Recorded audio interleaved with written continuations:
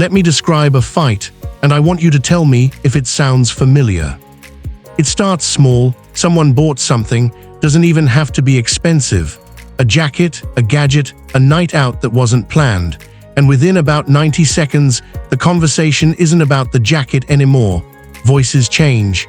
Old grievances show up that have nothing to do with tonight. Somebody says, "You always do this." And somebody else says, "Well, you never even asked me before you." And 20 minutes later, two grown adults are standing in a kitchen having what looks like a fight about $40, but very clearly is not a fight about $40. That's what we're actually talking about today. Because here's the thing almost nobody says out loud. Money fights in relationships are rarely about the money. They're about two different dinner tables, two completely different sets of money scripts, formed decades before these two people ever met, colliding in the same kitchen, in real time, usually with neither person fully aware of what's actually happening. Welcome back to Capital Frame. Quick note if you're new, this episode is going to hit a lot harder if you've already watched episode 1, where we mapped out the 4 core money scripts, and episode 2 and 3, where we covered lifestyle creep and building an actual budget system. Go catch those first if you haven't. Today we're taking everything from that foundation and pointing it directly at one of the most emotionally loaded topics in any relationship. Because it turns out the exact same forces shaping how you handle your own money are also quietly shaping every money conversation you have with someone else. Let's start with a simple but uncomfortable fact. Opposites attract, and then opposites argue about money for the next 20 years. It's an incredibly common pattern. A money avoider ends up with a money vigilance partner, or a money worshipper pairs up with someone raised in a coupon general household. It happens constantly, and there's actually a reason for it beyond coincidence. Early on, in the honeymoon phase, these differences often feel like balance. They're so much more relaxed about money than me, it's good for me. They're so much more careful than me, they keep me grounded. It genuinely can feel complimentary at first, but scripts formed before age 7 don't gracefully compromise just because two adults fall in love. They collide, repeatedly, usually around the exact same handful of triggers, for years. Let's walk through what this actually looks like when two specific scripts meet, because seeing it mapped out tends to be the moment people go quiet and say, "Oh, that's literally us." Avoider meets vigilant. One partner doesn't want to look at the numbers, ever, because looking has always triggered dread. The other partner needs to look constantly, because not looking has always felt like danger. To the vigilant partner, the avoider looks reckless, even irresponsible, even when they're not actually spending badly, they're just not engaging. To the avoider, the vigilant partner feels controlling, like every purchase is under review, even when the vigilant partner is genuinely just trying to feel safe. Neither one is wrong about their own feelings, but neither one is actually talking about today's spending. They're rerunning a script from two entirely different households, using each other as the current cast. Worshipper meets coupon general. One partner sees money as something to be enjoyed, used, spent on the people and experiences that matter. Spending equals love. Spending equals living well. The other partner sees every unnecessary dollar spent as a small betrayal of security, something that should have gone toward the future instead. The worshipper thinks the coupon general is joyless, uptight, missing the point of having money at all. The coupon general thinks the worshipper is careless, almost self-destructive, spending away a safety net that took real effort to build. Again, both feelings are completely real. Neither one is actually being unreasonable given where they came from. They're just not from the same dinner table. Status spender meets silent sacrifice. One partner needs certain purchases to feel like they've truly arrived, like they're finally safe from whatever judgment they grew up fearing. The other partner was raised to be quietly, almost invisibly frugal, and finds visible spending genuinely uncomfortable, sometimes even a little embarrassing. This pairing tends to produce a very specific kind of tension, one partner feeling constantly judged for enjoying what they've earned, the other partner feeling constantly dragged into a lifestyle that doesn't match their instincts at all. Here's the pattern underneath every single one of these combinations. The actual argument on the surface, the jacket, the dinner out, the subscription, the vacation, is basically never the real subject. The real subject is almost always some version of do I feel safe, do I feel respected, or am I allowed to want what I want, which, if you think back to episode 1, are exactly the same 3 questions running underneath your original childhood money script in the first place. You didn't leave that dinner table behind when you grew up. You just brought a second person to a new one. Let's talk about a composite example. We'll call them Dev and Anjali, not real people, a blend of an extremely common pattern. Dev grew up in a boom and bust household, which we covered back in episode 1. Some months were abundant, some months were rationed, no way to predict which. As an adult, Dev tends to spend fairly freely when money's available, partly because some part of him still doesn't fully trust that the good months last, so he wants to actually enjoy them while they're here. Anjali grew up in a money vigilance household, steady, careful, private about finances, deeply uncomfortable with anything that looked like showing off or taking risks.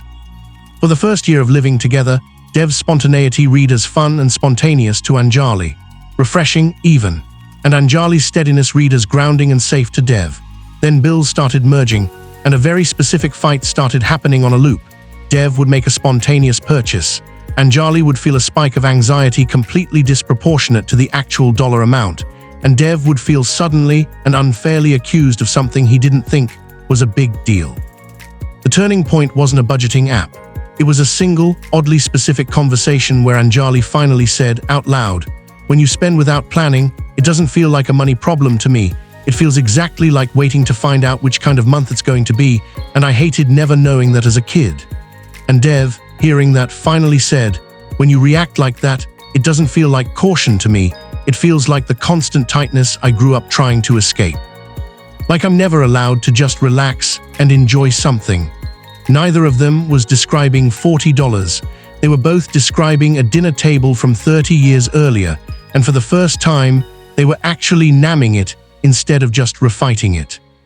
That's really the entire fix, and it's less complicated than most relationship advice makes it sound, though it's not necessarily easy. It's the same exercise from episode 1, whose voice is this, just applied to 2 people instead of 1. Before the next money conversation turns into a fight, the goal is for both people to get curious about what's actually underneath their own reaction, and then actually say that underneath part out loud, instead of just arguing about the surface purchase. Let's get practical, because understanding this pattern is step 1, but you still need something to actually do with it. First, figure out both of your scripts separately, honestly. Not as an accusation, "You're clearly a status spender," is not a great opening line in a relationship conversation. As shared information, actually sit down together and talk through the 4 categories from episode 1 and be honest about which ones show up for each of you and in which situations. You cannot navigate a collision you haven't actually named. Second, separate the trigger from the actual issue. When a money argument starts heating up, try pausing and asking out loud, "Is this actually about the money, or is this about something the money is representing right now?" Just asking that question, genuinely, tends to defuse a surprising amount of tension immediately, because it shifts the conversation from blame to curiosity. Third, build a system that respects both scripts, not just the louder one. This connects straight back to episode 3's bucket system: fixed obligations, future you, present you. In a relationship, this often works best with a version of shared and separate money. Shared accounts for fixed obligations and joint future goals, where both partners are equally accountable, and separate, genuinely no questions asked personal spending money for each person, sized fairly, so the worshipper gets room to enjoy without guilt, and the vigilant partner gets a visible, trackable structure without needing to police every transaction. Neither partner has to fully become the other person. The system just needs to hold both realities at once. Fourth, schedule the money conversation instead of ambushing each other with it. A huge amount of financial conflict happens in the heat of an unplanned moment, right after a purchase, right after checking a statement, right when emotions are already high. A short, regular, low-stakes check-in, maybe once every couple of weeks, sitting down specifically to talk numbers when nobody's upset yet, takes an enormous amount of pressure off every other money conversation you have, because it's no longer the only time the topic ever comes up. Fifth, remember that the goal was never for both people to end up with identical instincts. That's not actually the target, and it's not realistic. The goal is for both people to understand where the other person's instinct came from well enough that the reaction stops feeling like an attack and starts feeling like information. A vigilant partner will probably always feel a little more nervous about spontaneous spending than a worshipper partner. That's fine. The fight disappears not when the difference disappears, but when both people stop taking the difference personally. One more thing worth saying clearly, because it matters.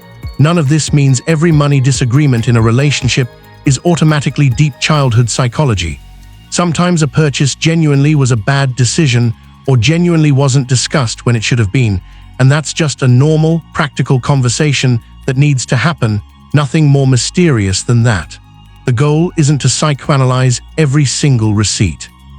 It's to recognize the pattern, specifically when the same fight, about the same kind of thing, keeps happening on a loop, with an intensity that never quite matches the actual dollar amount involved. That repetition, that mismatch between how big the reaction is and how small the trigger is usually the signal that two old scripts are the ones actually talking. So here's what I want you leaving with today. If money keeps causing friction in a relationship, the instinct is usually to fix the money, spend less, track more, argue harder about the budget. But very often, the actual fix isn't a better spreadsheet. It's two people finally sitting down and telling each other about their dinner table, what it felt like, what got said, and what got avoided, what they promised themselves they'd do differently. Because once you can see the actual dinner table your partner grew up at, it becomes a lot harder to be angry at them for reacting exactly the way that table trained them to. Coming up next, we're heading into territory that gets even more uncomfortable for a lot of people, because it's not really about spending at all, it's about risk. We're going to dig into investing psychology specifically, why so many people panic and sell the moment markets drop, even when they know logically that's usually the worst possible move, and why fear and greed end up driving far more financial decisions than actual strategy ever does. If you've ever made an investing decision you regretted almost immediately afterward, that episode is going to make a lot of sense of it. If today's episode described a fight you've actually had, good, drop a comment and tell me, without necessarily naming names, which combination from today sounded closest to your relationship. You'd be surprised how many people are dealing with the exact same collision. And if you're just joining the series, go back and watch episode 1, episode 2, and episode 3 first. Today's episode leans on all three, and it'll make a lot more sense with that foundation in place. This has been Capital Frame, real conversations about money, mindset, and the habits underneath the habits. No fluff, no gimmicks. Take care of your money, and more importantly, take care of the story you're telling yourself about it. That's the episode. See you in the next one.